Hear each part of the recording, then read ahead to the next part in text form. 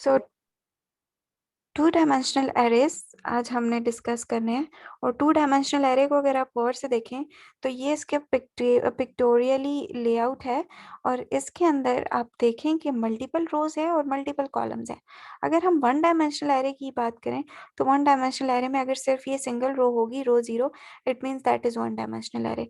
लेकिन अगर इसके अंदर मल्टीपल रोज हैं और मल्टीपल कॉलम्स हैं, you call it as two dimensional array और मल्टी डायमेंशनल एरे।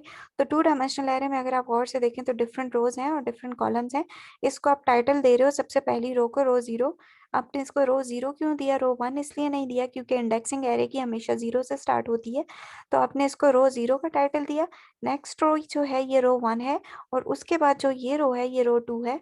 इसी तरह से कॉलम भी जीरो से स्टार्ट हुए हैं, कॉलम जीरो है, then comes column one and then comes column to.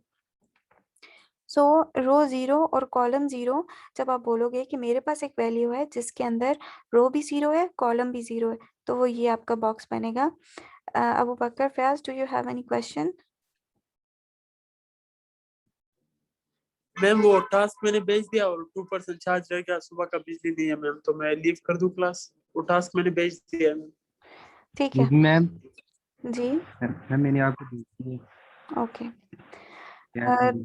Okay. तो रो फर्स्ट एलिमेंट को अगर मैं एक्सेस करना चाहूँ, यानी वो एलिमेंट जो कि इस वक्त इस पोजीशन पे है, जो बिल्कुल स्टार्ट की पोजीशन है इस पे, तो वो एलिमेंट मैं कैसे एक्सेस करूंगी? I have to write the column address as well as the row address. लेकिन वो एड्रेस लिखते हुए पहले आपने ध्यान रखना है, फर्स्ट ब्रैकेट के अंदर आप हमेशा रो का एड्रेस लिखते हो और सेकंड ब्रैकेट के अंदर आप हमेशा कॉलम का एड्रेस लिखते हो। तो रो का एड्रेस जो है वो भी जीरो है यहाँ पर और कॉलम का एड्रेस भी जीरो है। इसी रो में अगर आप बात करें तो रो तो हमेशा इन सब के लिए जीरो ही रहेगी, लेकिन कॉलम इसके लिए जीरो है चूंकि ये कॉलम वन है, तो यहाँ पे वन की वैल्यू आएगी। सिमिलरली यहाँ पर रो जीरो ही है लेकिन कॉलम की वैल्यू टू है, तो यहाँ पर टू वैल्यू आएगी। इसी तरह से रो वन को अगर आप देखें तो यहाँ पर रो वन है लेकिन कॉलम जीरो है, अगेन रो वन है कॉलम जीरो है, अगेन रो वन है कॉलम जीरो है, सॉरी कॉलम टू है और यहाँ पर कॉलम वन है। तो कहने का मकसद ये है कि ये पूरी रो जीरो है, ये पूरी रो वन है, ये पूरी रो टू है।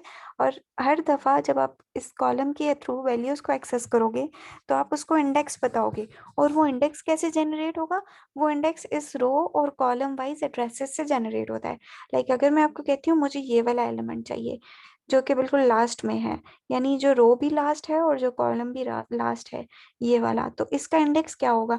आपको पता होना चाहिए कि अगर किसी भी एरे की लेंथ थ्री है, उसके रोज भी थ्री है, उसके कॉलम्स भी थ्री हैं, तो जो लास्ट इंडेक्स बनेगा वो थ्री माइनस वन और थ्री माइनस वन करके बनेगा, तो इंडेक्स ऑब्वियसली टू टू होगा। ठीक है। अगर आपको बाजुकात ऐसे होता है कि कॉम्प्लिकेटेड टू डी एरेज होते हैं, स्पेशली थ्री डी ज़्यादा कॉम्प्लिकेटेड होता है, उस केस के लिए आपको अगर एरेज की इंडेक्सिंग निकालनी पड़ेगी तो आप इस तरह का एक कॉलम बना सकते हो जिसमें आपका रो का एड्रेस पहले आएगा, कॉलम का एड्रेस बाद में आएगा और उसके थ्रू आप हर एक वैल्यू के इंडेक्सिंग एक्सेस कर सकते हो। Is this table clear to you? अगर ये टेबल क्लियर है तो फिर हम 2D एरे को समझना स्टार्ट करते हैं प्रोग्रामेटिकली। अगर ये पिक्चर में कोई इशू है, आपको ये इंडेक्सिंग नहीं समझ आई कि ये 1020 या ये 22 कैसे लिखा हुआ है, तो please ask your question first. Ma'am ये आ गई समझ। Okay okay. अब हम चलते हैं वापस 2D एरे के ऊपर। ये है आपका 2D एरे। तो 2D एरे के अंदर आपको दो चीज़ें डिफाइन करनी पड़ती हैं। सबसे पहले हर दफ़ा उसका कोई रो होगा और उसका कोई कॉलम होगा। ठीक है, कॉलम भी होगा और रो भी होगा। कॉलम की टोटल लेंथ आपको पता होनी चाहिए कि उस एरे के अंदर टोटल कॉलम की लेंथ कितनी है, और उस एरे के अंदर आपको टोटल रो की लेंथ का पता होना चाहिए कि रोज इतनी है, यानी रो 5 हैं और कॉलम 6 हैं, तो आपके एरे का साइज 5/6 बन जाएगा। उसको आप डिक्लेयर कैसे करोगे? सबसे पहले उसी तरह आप साइज बताओगे। साइज बताने के बाद आपको दो ब्रैकेट्स यूज करनी है। फर्स्ट ब्रैकेट के अंदर आप उसका बताओगे रोज का साइज और सेकेंड के अंदर आप उसके कॉलम का साइज बताओगे, और इसी तरह डायनामिकली आप उन वैल्यूज को इधर पॉपुलेट कर दोगे। अब बात आती है मल्टीपल डायमेंशनल के अंदर, हम 2 डायमेंशनल को तो डिस्कस करते हैं लेकिन 3 डायमेंशन को भी डिस्कस करते हैं। तो 3 डायमेंशन के अंदर यहाँ पर 3 ब्रैकेट्स आ जाती हैं, जैसे 10, 20 और 30। अब अगर आपको मैं कहूँ कि आप मुझे पिक्चर कंस्ट्रक्ट करके दें 2 डायमेंशनल एरे की, तो वो तो आप बना सकते हैं। कैसे बनाएंगे? बिल्कुल इसी तरह से बनाएंगे जैसे मैंने आपको अभी एक दिखाई है। जैसे कि ये है, इसके अंदर सिर्फ कॉलम्स जो है वो 3 है और रोज भी 3 है। और अगर मैं आपको कहूँ 10 और 5 रोज हों, 10 कॉलम्स हों, तो आप उसी की तरह की एक पिक्चर बना सकते हैं। ठीक है, लेकिन चूंकि अभी हमने 3 डायमेंशनल एरे का पिक्टोरियली लेआउट नहीं देखा, तो आप उस पर भी स्विच नहीं कर सकते। तो हम मल्टीपल डायमेंशन में फिलहाल 2 को डिस्कस करते हैं, इसके बाद हम 3 को डिस्कस करेंगे। तो एरे का नाम एग्जाम्पल में देखें, यहाँ पर एरे का नाम है x और इसकी जो टाइप है उसका डेटा टाइप इंट है। इसके अलावा न्यू कीवर्ड आपने यूज किया है और फर्स्ट जो है आप रोज का साइज बता रहे हो कि 10 रोज हैं और 20 आप बता रहे हो इसके कॉलम्स का साइज जो कि 20 है। अब ओवरऑल अगर मैं कहूँ कि इस एक्स एरे का टोटल साइज क्या है, तो how will you calculate that? Total size calculate करने के लिए आपको हमेशा रोज और कॉलम्स का आपस में मल्टीप्लाई करना पड़ता है। Like you are going to multiply 10 by 20, so it will give you 200 and that will be the size of your array. बिल्कुल इसी तरह से अगर मैं 3 डायमेंशनल एरे की बात करूं, तो उसके अंदर आप तीनों साइजेस को आपस में मल्टीप्लाई करोगे। ठीक, आपका साइज यहाँ पर देख लें, 3 डिफरेंट एरे की जो ब्रैकेट्स हैं वो यूज हुई नहीं है, यानी first one, then second one, then third one. आप इसका साइज कैलकुलेट करने के लिए इन तीनों एलिमेंट्स को आपस में मल्टीप्लाई करोगे। सो अब प्रोग्रामेटिकली देखते हैं कि आप इन एरे एलिमेंट्स को एक्सेस कैसे करते हो। तो एक्सेस करने के लिए जो ईजिएस्ट पॉसिबल वे है ना, उसमें आप फॉर लूप यूज करते हो। और अगर आपका 2 डायमेंशनल एरे है तो आप डबल लूप यूज करोगे। अगर आपका 3 डायमेंशनल एरे है तो आप 3 टाइम्स लूप यूज करोगे। So two-dimensional array is the simplest form of multi-dimensional array. A two-dimensional array can be seen as an array of one-dimensional array for easy understanding. ठीक है, indirect method of declaration है थोड़ी सी, जिसके अंदर सिर्फ हमने array का साइज डिक्लेयर किया है। तो उसके लिए आप क्या करोगे, 2 ब्रैकेट्स लोगे और फर्स्ट ऑफ ऑल आप उनके रो का साइज बता दोगे जो कि 10 है। देन आप उसके कॉलम का साइज बता दोगे जो कि 20 है। अब आप उसके फर्स्ट एलिमेंट को एक्सेस कैसे करोगे? तो फर्स्ट एलिमेंट एक्सेस करने के लिए आप एरे का नाम लिखोगे जो यहाँ पर ARR है, और फिर उसके आप रो का साइज लिखोगे और साथ में उसके कॉलम का साइज लिखोगे, यानी 0 by 0 जो है ये इसके रो और कॉलम का साइज है और फर्स्ट आप उसकी वैल्यू असाइन कर रहे हो। अब प्रोग्राम में देखें तो प्रोग्राम में भी बिल्कुल उसी तरह आपने 0 0 एक्सेस किया, इट मींस ये इसका फर्स्ट लोकेशन का एलिमेंट है। अगर आप इन्हीं एलिमेंट्स को आप फॉर लूप के थ्रू एक्सेस करोगे, तो फॉर लूप के अंदर एक्सेस करने के लिए मैंने आपको बताया अगर 2 डायमेंशनल एरे है तो simply you have to use 2 loops. अगर 3 डायमेंशनल है तो 3 लूप्स चलेंगी। और कंडीशन क्या है कि कहाँ तक चलेंगी? स्टार्ट हमेशा 0 से होंगी, चाहे 2 लूप्स हैं, चाहे 3 हैं या 10 हैं। हर लूप 0 से स्टार्ट होगी और एंड लूप के साइज पे डिपेंड, एरे के साइज पे डिपेंड करता है। लाइक यहाँ पर एरे के अंदर रोज 2 हैं तो इट मीन्स कि जो बाहर वाली लूप है वो 2 दफा चलेगी। और अगर आप एरे के कॉलम्स को देखो तो कॉलम्स भी इसके अंदर 2 हैं, ये देख लें 1 2 3 4। तो 2 by 2 का ये कह रहे हैं, इट मीन्स रो भी 2 टाइम्स चलेगी और कॉलम्स भी 2 टाइम्स चलेंगे। अब अगर आप इसको देखें, ये बन गया है, इसके अंदर रोज अब कितनी बनेंगी? 1 2 3 4 4। कितने एलिमेंट्स हैं? पहले इसमें 2 एलिमेंट्स हैं और फिर इसके अंदर 3 4 4 एलिमेंट्स हैं। तो ये अब ना तो 2 डायमेंशनल एरे है ना ही अब 3 डायमेंशनल एरे है। इसके अंदर इस वक्त 2 एलिमेंट्स ऐसे हैं और 2 एलिमेंट्स ऐसे हैं। ठीक है, अगर आप इसको पिक्टोरियली कंस्ट्रक्ट करके देखो तो आपको समझ आएगा कि इसका क्यों नहीं बन सकता जब आप इसके अंदर एक एलिमेंट इंक्रीज करते हो। ये 2 तक फर्स्ट लूप आउटर लूप जाएगी और 2 तक ही इनर लूप जाएगी। इसके थ्रू ये एरे के बारी बारी आप सारे एलिमेंट्स को एक्सेस करो। जब आप लिखते हो ना एरे I into J, तो इसका मतलब है फर्स्ट टाइम ये रन होगा तो इसकी वैल्यू होगी 0 into 1, देन इसकी वैल्यू होगी 0 into फर्स्ट टाइम होगी 0 into 0, then it comes with 0 into 1, then 1 into 1, then 1 1। वही वाला सारा इंडेक्स जो कि यहाँ पर मेंशन्ड है उसके थ्रू ये प्रोग्रेस करेगा। लेकिन ये एरे सिर्फ इतना सा है, यानी इसमें 2 रोज हैं और 2 कॉलम्स, तो 0 0 फिर 0 1 फिर 1 0 और फिर 1 1, सिर्फ इतना ही है क्योंकि इसके अंदर 2 ही रोज हैं और 2 ही कॉलम्स हैं इस वाले प्रोग्राम में। इसी तरह से आप एक्सेस कैसे करोगे? आप सिंपली आपने अगर इस क्या चीज चाहिए दोबारा? प्रोग्राम जो भी समझा है दोबारा अगर समझा दें। ओके, दोबारा देख लें। इसके अंदर आपने एक एरे बनाया है और एरे का नेम जो है वो ARR है, इसकी डाटा टाइप इंट है। इसके अंदर आपने 2 एलिमेंट स्टोर किए हैं 1 2 और 2 एलिमेंट स्टोर किए हैं 3 4, यानी फर्स्ट रो में भी 2 कॉलम्स हैं और सेकंड रो में भी 2 ही कॉलम्स हैं। तो आप जो फॉर लूप चलाओगे वो हमेशा 0 से इनिशियलाइज होगी और 2 लूप्स होंगी, एक लूप के अंदर दूसरी लूप होगी। और ये एंड कहाँ पर होगा? 2। क्यों? क्योंकि एरे का जो लेंथ है दोनों के लिए, यानी रोज भी 2 हैं और कॉलम्स भी 2 हैं। अगर रोज 3 होती, कॉलम्स 2 होते, तो वो आपको कैसे पता चलता? मैं यहाँ पर रोज 3 बना रही हूँ, ये आपकी रोज बन जाएंगी 3 6,8। तो अब आपकी रोज जब आप चलाओगे तो वो 2 के बजाय 3 तक जानी चाहिए। जिस वक्त तक यहाँ पर 2 एलिमेंट्स हैं तो इसका मतलब है इसके अंदर 2 रोज और 2 कॉलम्स हैं, लाइक दिस। और ये आप आइट्रेट कर रहे हो, हर दफा इस ARRIJ के अंदर वैल्यू आइट्रेट करेगी। ठीक है, ये आपने सिंपली सिंटेक्स लिखा हुआ है, इसको आप रिप्लेस कर सकते हो किसी भी और चीज से, कि आप इसको ऐसे ही शो करवाना चाहते हो कि जैसे ये यहाँ पर शो हुआ है, बिल्कुल ये वैल्यू आप लिखवाना चाह रहे हो कि x of 0 of 0, x of 0 of 1, x of 0 of 2। तो ये आप इसको यहाँ पर प्रिंट कर रहे हो कि एरे ब्रैकेट वैसे ही आएगी, i की वैल्यू आ जाएगी, फिर इसी तरह से ये 2 ब्रैकेट्स वैसे ही आएंगी और j की जगह j की वैल्यू आ जाएगी और ये ब्रैकेट और इक्वल टू साइन वैसे ही आएगा और फिर आप ओवरऑल वैल्यू इसकी शो कर दोगे। सो ये अब आपको समझ आ गया, तो फिर आप बताएं, हम आगे चलते हैं। जी मैम आ गया समझ। ओके, तो इस कोड को आप देखें, ये कोड भी बिल्कुल वही है, ये हर दफा एक वैल्यू को एक्सेस करेगा और फिर नेक्स्ट को। अब आप जंप करते हैं 3 डायमेंशनल एरे पे। तो 3 डायमेंशनल एरे क्या है? 2 डायमेंशनल के अंदर तो हम बात करते हैं कि एक कॉलम होता है और एक रो होता है, जैसे मैट्रिक्स में हम पढ़ते हैं। मैट्रिक्स भी तो ऐसे ही होते हैं ना कि उसके अंदर हम रोज और अगर आपको ये कॉन्सेप्ट समझ नहीं आ रहा तो आप पहले मैथ्स के मैट्रिक्स देखें, फिर उसके बाद आप एरेज पे जंप करें तो एरेज बहुत आसान हो जाएंगे आपके लिए। हमेशा जब हम एरे का साइज बताते हैं ना, तो हम एरे के साइज के अंदर बताते हैं कितने नंबर ऑफ रोज हैं और कितने नंबर ऑफ कॉलम्स हैं। लेकिन 3 डायमेंशनल एरे जो है ये थोड़ा सा कॉम्प्लेक्स है। 3 dimensional array is a complex form of multi dimensional array. A 3-dimensional array can be seen as an array of 2-dimensional array for easily understanding. Indirect method यही है कि इसके अंदर आप 2 ब्रैकेट्स के बजाय 3 डायरेक्ट ब्रैकेट्स लगा रहे हो और उन तीनों को आप वैल्यूज असाइन कर रहे हो। ये 2 जो वैल्यूज है ना, ये तो रोज और कॉलम्स की हैं, लेकिन ये जो 10 है ये बताता है 10 मीन्स के 10 डिफरेंट 2 डायमेंशनल एरे होंगे। पिक्चरली आप इसको देखो, आप इसके पिक्चर देखेंगे पिक्टोरियली तो ये आपको ज्यादा क्लियर होगा। यहाँ पर देखें, ये इसकी रोज हैं इस एरे की और ये इसके कॉलम्स हैं। रोज और कॉलम के अलावा कोई तीसरी डायमेंशन तो हो नहीं सकती। तो फिर जो ये फर्स्ट ब्रैकेट यूज हुई है ये किस पर्पस के लिए यूज हुई है? ये जो फर्स्ट ब्रैकेट है ना, ये एक्चुअली एरे का बताती है, array number 1, array number 2, array number 3, array number 4।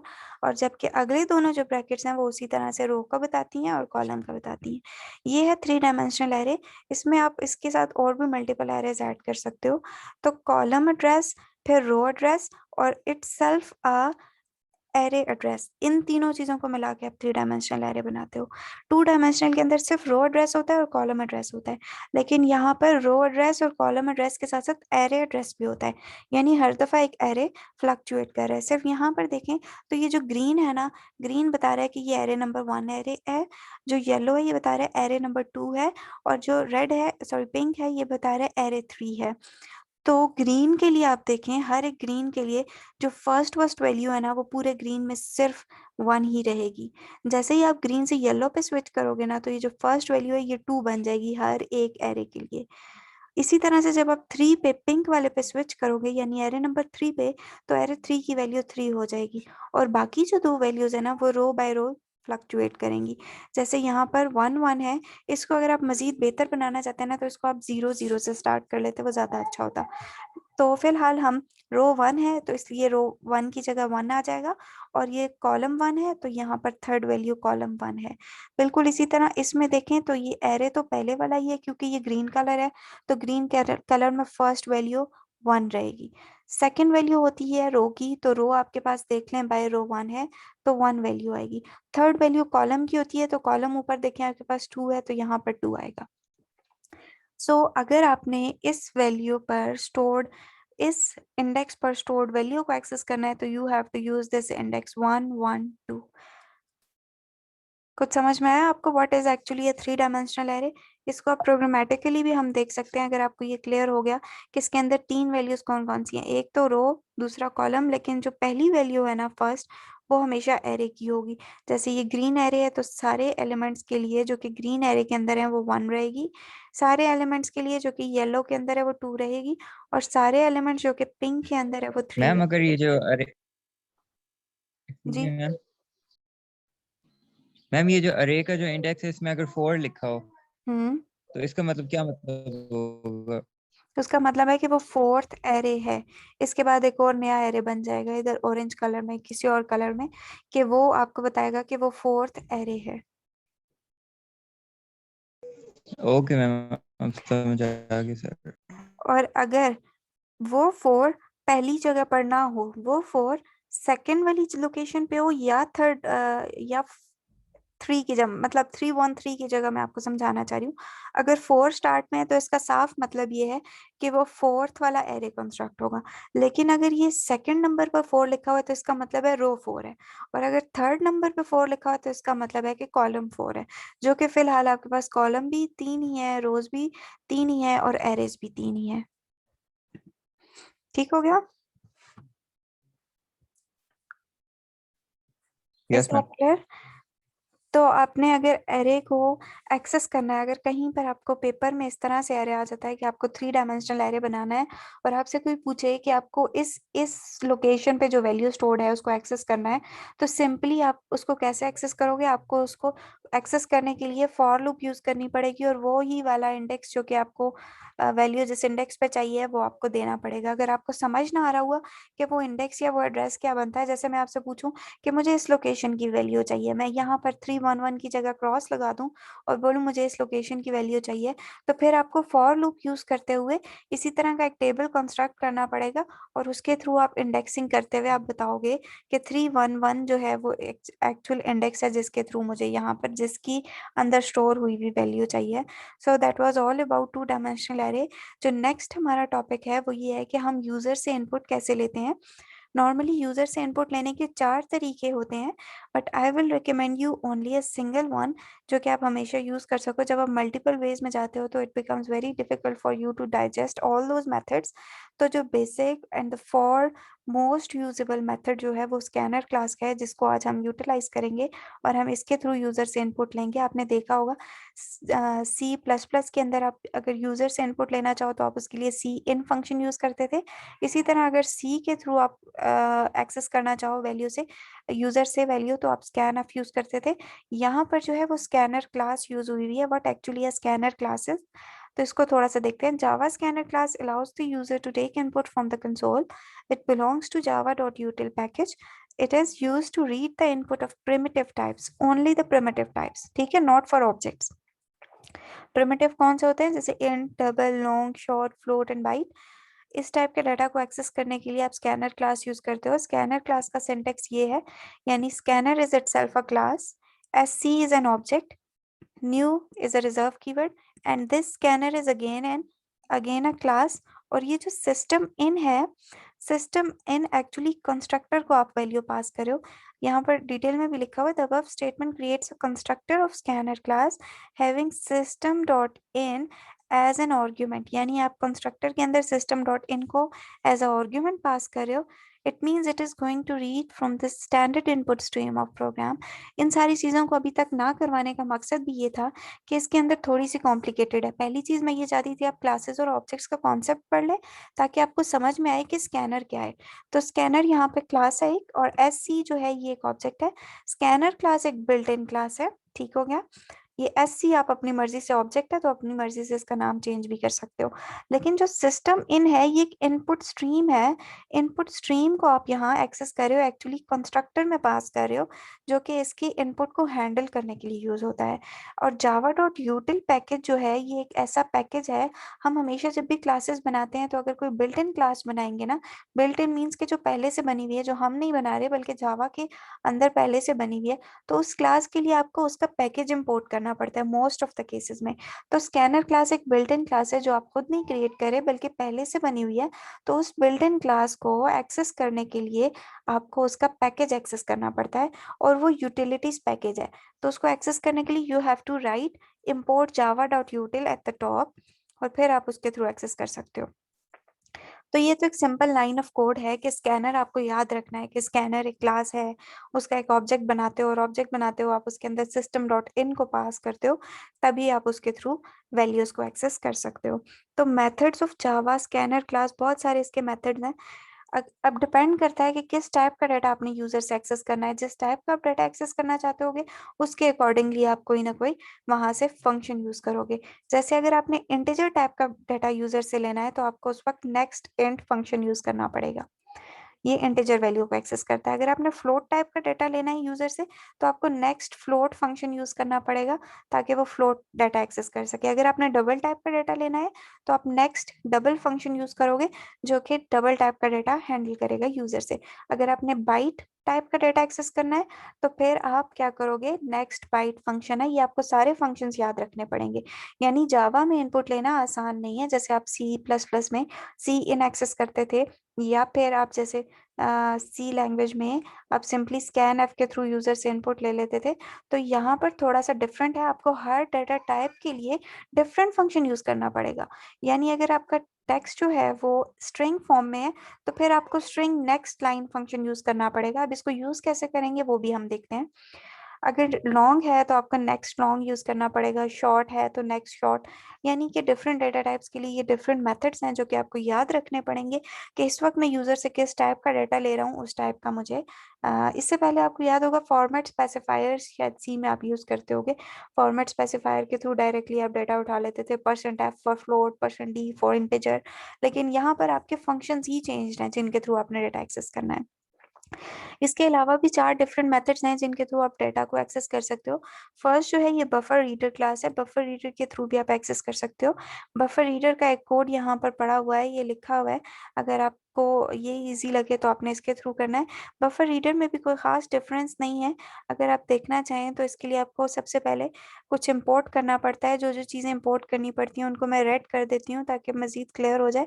Buffer reader class को आप इंपोर्ट करते हो, आईओ एक्सेप्शन को आप इंपोर्ट करते हो और फिर इनपुट स्ट्रीम रीडर को भी आप इंपोर्ट करते हो। फिर उसके बाद आप क्या करते हो कि ये जो बफर रीडर क्लास है, एक्चुअली बफर रीडर एक क्लास है जिसके अंदर आपने रीडर टाइप का एक ऑब्जेक्ट पास किया है और कंस्ट्रक्टर के अंदर आप अगेन इनपुट स्ट्रीम पास कर रहे हो जो कि system.in है। मिलता जुलता है थोड़ा सा कॉन्सेप्ट इसका भी स्कैनर के साथ। एग्जैक्ट कोड ये है, अगर आप इसको उठा के नेटबीन्स कंपाइलर में भी डालेंगे तो आपको आपकी मर्जी का आउटपुट मिल जाएगा। अब हम चलते हैं स्कैनर क्लास के ऊपर जो कि हमने काफी डिटेल में डिस्कस किया है। I would recommend you all to use the scanner class for all types of input that you want to handle. इसके अंदर ये सारा ही कोड रेड हुआ हुआ है। I want to black out certain things that are unimportant so that the things become a bit more clearer to you. आप इन चारों को यूज करें, आई थिंक आप स्विच करें इन चारों को, उनको टेस्ट करें कि ये कब कैसे बिहेव करते हैं। बिल्कुल आप स्कैनर को ना यूज करें, आपको जो पसंद है आप उसको यूज करें। और हम बारी बारी इन सबको कंपाइलर में भी प्रैक्टिस करके देखते हैं। फिलहाल आप सिर्फ इनका सिंटेक्स देख लें और ये देख लें कि ये सारे का सारा कोड जो है वो रेड है। मैं इसको थोड़ा ब्लैक करती हूँ ताकि आपकी वो चीज़ें रेड रहें जो कि आपके लिए ज़्यादा इम्पोर्टेंट है। सो स्कैनर को हमने डिस्कस किया था, आपने इन सब मेथड्स को यूज करना है। बफर रीडर को भी आप यूज करेंगे, आप स्कैनर को भी यूज करेंगे। स्कैनर एक्चुअली अगेन क्लास है, यहाँ पर आपने ऑब्जेक्ट का नाम बदल दिया, इन रख दिया और इसको आप पास कर रहे हो system.in। लेकिन फिर फर्स्ट टाइम जब आप स्ट्रिंग एक्सेस करना चाह रहे हो ना, उसके लिए आपने वैल्यू जो फंक्शन लिखी है वो लिखा है next line. Next line string का फंक्शन है और इसके साथ आपने इन अपने ऑब्जेक्ट के थ्रू आप इस फंक्शन को एक्सेस कर रहे हो। आपके ऑब्जेक्ट का नाम था INN, उसके थ्रू आप इस फंक्शन को एक्सेस करें और जो भी रिजल्ट आएगा वो इस स्ट्रिंग एस के अंदर स्टोर करें। This is very important, please remember this syntax. Again आप इंटीजर वैल्यू को एक्सेस कर रहे हो तो हमने फंक्शन जो इंटीजर के लिए पढ़ा था वो नेक्स्ट इंट था, लेकिन वो नेक्स्ट इंट कहाँ पर स्टोर हो रहा है, वो इन के अंदर स्टोर हो रहा है, सॉरी वो ए के अंदर स्टोर हो रहा है और ऑब्जेक्ट के रेफरेंस के साथ आप उसको एक्सेस कर रहे हो। ऑब्जेक्ट यहाँ पर INN है, इन जो है एक ऑब्जेक्ट है, इसके रेफरेंस के साथ आप उसको एक्सेस करके ए में स्टोर कर रहे हो। बिल्कुल इसी तरह INN डॉट नेक्स्ट फ्लोट, यानी फ्लोटिंग वैल्यू है जिसका रेफरेंस आप इन के थ्रू यानी ऑब्जेक्ट के थ्रू लेके स्टोर किस में कर रहे हो, बी के अंदर। तो यानी जैसे जैसे डाटा टाइप बदली वैसे वैसे आपने इसके फंक्शंस को भी बदल दिया। नेक्स्ट जो दोनों टाइप्स हैं वो आई थिंक कंसोल या कमांड लाइन के लिए यूज होते हैं। तो कंसोल क्लास के लिए आप देख लें कि कैसे यूज होता है। कंसोल क्लास के लिए आप बिल्कुल सिंपली एक स्टेटमेंट यूज करते हो, system dot console dot read line. तो आप जो भी एंटर करोगे लाइन वो ऑटोमेटिकली इस नेम के अंदर स्टोर हो जाएगी। तो ये कंसोल के थ्रू इनपुट रीड करता है आपका। और लास्ट जो है वो लास्ट है command line argument. Command line argument means के जब आप रन टाइम पे वैल्यूज दे रहे हो लेकिन आप उसको एक्सेस कर रहे हो जावा के कमांड लाइन इंटरप्रेटर के साथ। इससे पहले हमने कमांड लाइन इंटरप्रेटर पे काम किया ही नहीं है, इसलिए ये चीज़ हो सकता है थोड़ा सा आपके ऊपर से गुजरे। कमांड लाइन इंटरप्रेटर जैसे कि बाकी प्लेटफॉर्म्स होते हैं वहाँ पर आप कमांड्स पास कर सकते हो, तो बिल्कुल इसी तरह नेटबीन्स के अंदर भी आप कमांड लाइन इंटरप्रेटर के थ्रू वैल्यू पास कर सकते हो। Next slide is about reading assignments. तो ये दोनों मैंने कल आपको असाइनमेंट्स दी थी जो कि आपकी रीडिंग असाइनमेंट्स थी। और फिर है nested class. We will discuss nested class in next lecture. अब ये मीटिंग खत्म होने वाली है विद इन 6 मिनट्स। हमने इसको प्रैक्टिकली भी डिस्कस नहीं किया। Today was a theory class, हमने थ्योरी काफ़ी डिटेल में देखी है। नेक्स्ट क्लास में हम इसको लैब क्लास में इसको प्रैक्टिकली देखेंगे। But before closing this class, if you have any question please ask that.